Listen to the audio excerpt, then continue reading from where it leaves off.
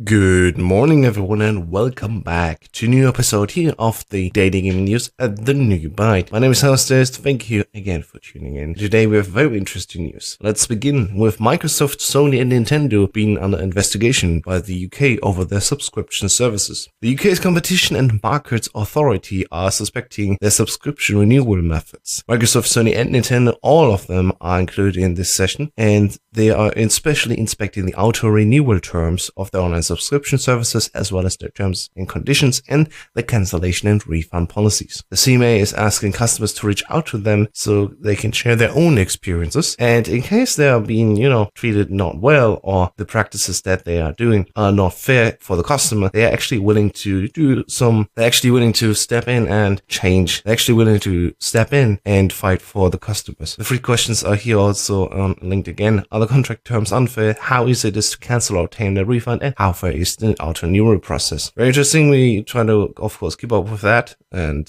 link to this article is, of course, linked down below as well. And also another news, Rumour actually. Xbox Live Gold and Game Pass could be combined into a single subscription service very soon. The rumor has it that it will be something like Game Pass Ultimate, whereas for $10 a month for both Game Pass and another $10 for Xbox Live Gold, you just pay $15 instead per month, and that combines both services in one. The Verge at least could also confirm with their sources that they heard the same thing, but it's of course not yet revealed, so keep it still as a rumor, and we'll see very soon, hopefully by Xbox themselves, if this is actually a true thing. Then, since Friday, the Elder Scrolls Blades is officially available for everyone. They open up the gates for everyone, and see for yourself if you want to play the game or not. It's for free, of course, but they have some timers and wait timers there, and it's better played in smaller sessions from my experience after the week that I had the time to try it out. And it's an early access game. It's still a bit buggy. At least I had lots of crashes on my iPhone 7. And yeah, let's hope that this time it's better. Let me know what you think about the Elder Scrolls Blades, of course, in the description. Of course, in the comments down below. Let's move on to more news. Because actually, remember last week when Borderlands 3 was revealed to be Epic Store exclusive? Well, people were not happy about that. And they actually turned to Borderlands 1 and 2 on Steam to review bomb the game. But as we also explained, I think a month ago,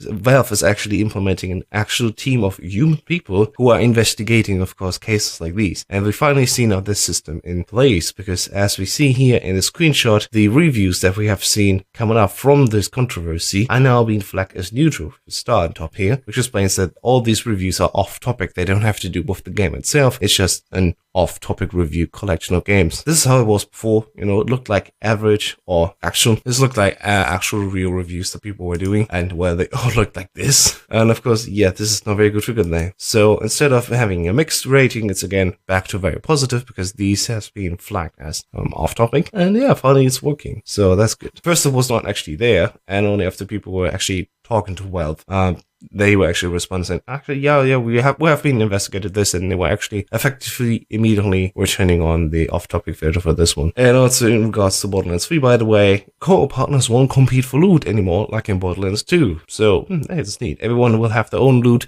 when it drops from enemies, which is, of course, like, for example, Destiny and other games like that. And it's actually really good. I hope that they can still share it around very easily. So if they say, oh, I have this gun, it's really good, do you want it? I have it already. Just like, drop it down, and then you continue on with the game. And talking about looting and shooting, of course, we also have news regarding other games like Respawn's Entertainment's Apex Legends. And apparently, next to a workaround that they tried to implement with an update recently, which they took out again, that was aiming for people that just leave matches in the midst of it, just like randomly, that they will get punished. We also have another thing going on for cheaters, which are actually being banned, although they haven't been logged in with the cheater account, basically. Because it's a free-to-play game, you can make endless accounts, of course, for that game. But on Reddit, many people are actually saying, hey, I bought this cheat code. I know it wasn't right. I was going back to my main account, and even that one got banned. And like people are saying, oh, I haven't used this one for multiple days, and it's still banning my other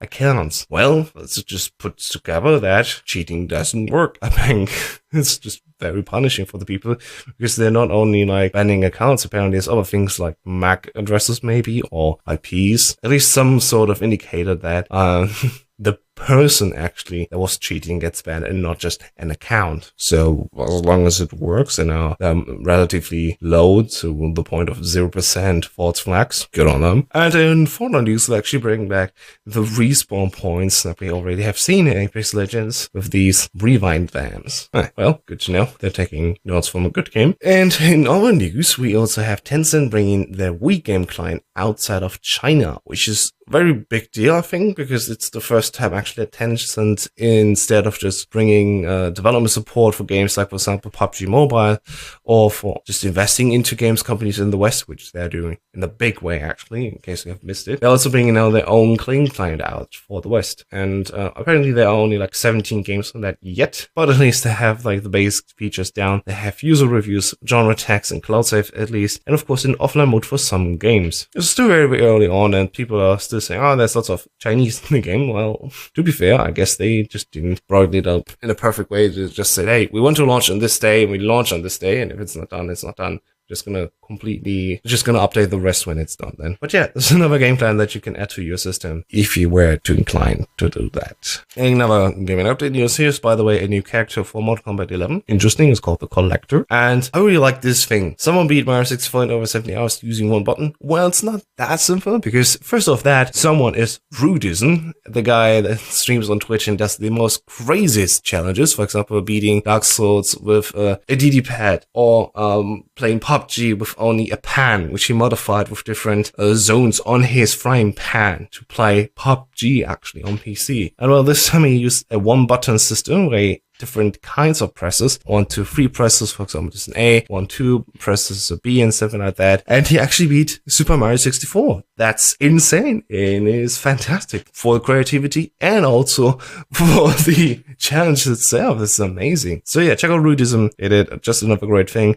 Of course, the article here is linked down below if you want to see the thing and the clip. And yeah, Rudeism, definitely, I think here and on Twitter as well. That's his ad. Last but not least, a few more game development updates. There's an interview here with TellTales former creative director Ken Nuttall and CEO of Skybound Games, Ian Hove. Just a few highlights in here. Apparently when Skybound started, less than a year old, they were only 5 people, and they were asked to help out Telltale Games with the final season, of course, for The Walking Dead. And after Telltale has been shut down, they formed a new team, for example, which is called Still Not Bitten. The staff was allowed to still work in the Telltale's office, and the management actually worked a lot to make this possible. Because the whole thing, of course, is linked in the description down below. Just seeing how things like that are turning out, it's really interesting. And if you don't have enough game dev stories yet, there's also the Playing Hard documentary finally available on Netflix, which shows the development story of For Honor. At least in Germany, we can see it here. It's Playing Hard, 1.5 hours long, and I will definitely check it out and see what this one is about. And yeah, that has been it for the news. Thank you so much for watching. I hope you have a good day today, a good start into the week, and I hope to see you soon again, maybe tomorrow. Have a nice day and talk to you soon. My name is Sassis, and goodbye.